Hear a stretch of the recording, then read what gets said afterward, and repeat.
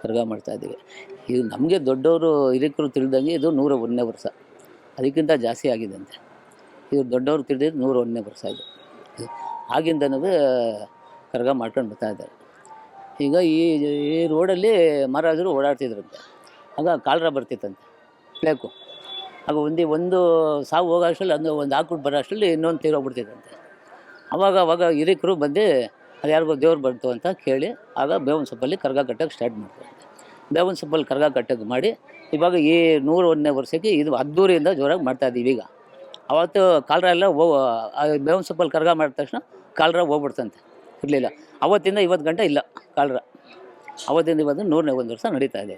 ಯಾವ ರೀತಿ ಪೂಜೆಗಳಾಗ್ತವೆ ದೇವರಿಗೆ, ಏನೇನು ವಿಶೇಷತೆಗಳು? ವಿಶೇಷ ಅಂತಂದರೆ ಈ ಮದುವೆ ಆಗದವ್ರಿಗೆ ಮದುವೆ ಬಂದು ಹರಕೆ ಮಾಡ್ಕೊಂಡ್ರೆ ಮದುವೆ ಆಗುತ್ತೆ. ಈ ಮಕ್ಕಳಾಗದವ್ರಿಗೆ ಬಂದು ಮಕ್ಕಳಾಗುತ್ತೆ.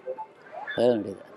ಅಲ್ಲ, ಈಗ ಕರಗ ಹೊರುವಂಥವ್ರು ಯಾವ ರೀತಿ ನಿಷ್ಠೆಯಿಂದ ಇರ್ತಾರೆ, ಶ್ರದ್ಧಾ ಭಕ್ತಿಯಿಂದ ಇರ್ತಾರೆ? ಇಷ್ಟೇಂದ ತಿಂಡಿ ಯಾವ ರೀತಿ ಇರುತ್ತೆ ಅವ್ರಿಗೆಲ್ಲ? ಅವರು ಹಾಲು ಮತ್ತು ಹಣ್ಣುಗಳು ಅಷ್ಟೇ.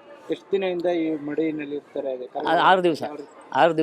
ಅದಕ್ಕೂ ಮುಂಚೆ ಏನಿಲ್ಲ. 6 ದಿವಸ ಬಂದಿಲ್ಲ, ದೇವಸ್ಥಾನಕ್ಕೆ ಬಂದ್ಮೇಲೆ ಕಂಕಣ ಕಟ್ಟಿದ ಮೇಲೆ ಮಡಿಯಿಂದ ಇರ್ತಾರೆ.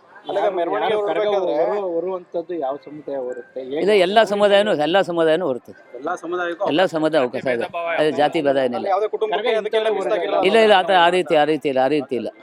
ಎಲ್ಲ ಸಮುದಾಯನೂ ಮದುವೆ ಆಗಿಲ್ಲದೆ ಹೋದವ್ರು ಎಲ್ಲ ಸಮಾಜನೂ ಬರ್ತದೆ. ಎಲ್ಲರೂ ಬರ್ತದೆ. ಮೆರವಣಿಗೆ ಹೋಗ್ಬೇಕಾದ್ರೆ ಅರ್ಚಕ್ರೆ ಎಲ್ಲರೂ ಮೈಗೆಲ್ಲ ಅರಿಶಿನ ಹಾಕೊಂಡು, ಕಾಲ್ ಚೈನ್ ಹಾಕೊಂಡು, ಕಾಲುಂಗ್ರ ಹಾಕೊಂಡೆಲ್ಲ ಮಾಡ್ತೀವಿ. ಅದು ಹಳೆ ಕಾಲದವರು ಮಾಡಿರೋ ಪದ್ಧತಿ ಇದು. ಇದು ನಾವೇನು ಹೊಸದಾಗಿ ಮಾಡಿಲ್ಲ. ಹಳೆ ಕಾಲದ ಪದ್ಧತಿ ಮಾಡಿರೋದು, ದೊಡ್ಡವ್ರು ಹಿರಿಕರು ಮಾಡಿದ್ರೆ ನಡ್ಸ್ಕೊಂಡು ಬರ್ತಾ ಇದ್ದೀವಿ. ಏನ್ ಮಹತ್ವ ಅದ್ರದ್ದು ಅಂತ? ಅದೇ ದೇವ್ರ ಮಹಿಮೆ.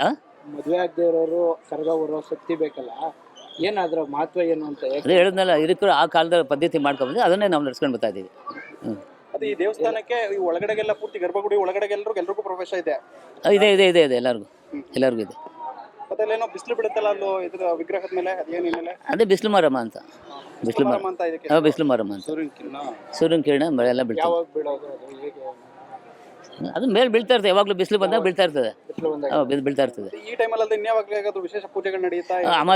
ಅಮಾಸೆಯಲ್ಲಿ ಮತ್ತೆ ಶುಕ್ರವಾರದಲ್ಲಿ ಎಲ್ಲ ವಿಶೇಷ ಪೂಜೆ ಅಲಂಕಾರ ಮಾಡ್ತೀವಿ. ಮಹಾರಾಜರು ಕೂಡ ಇಲ್ಲಿ ದೇವಸ್ಥಾನಕ್ಕೆ ಬಂದು ಹೋದ ಬಾರಿ ಬಂದಿದ್ರು. 100ನೇ ವರ್ಷಕ್ಕೆ ಬಂದಿದ್ರು ಅವರು. ಮಹಾರಾಜ ಕುಟುಂಬಸ್ಥರು ಈ ಕರಗ ಮಹೋತ್ಸವದಲ್ಲಿ ಪ್ರತಿ ಸಲಿನೂ ಭಾಗಿಯಾಗ್ತಾರೆ. ಭಾಗಿಯಾಗ್ತಾರೆ. ಭಾಗಿಯಾಗ್ತಾರೆ.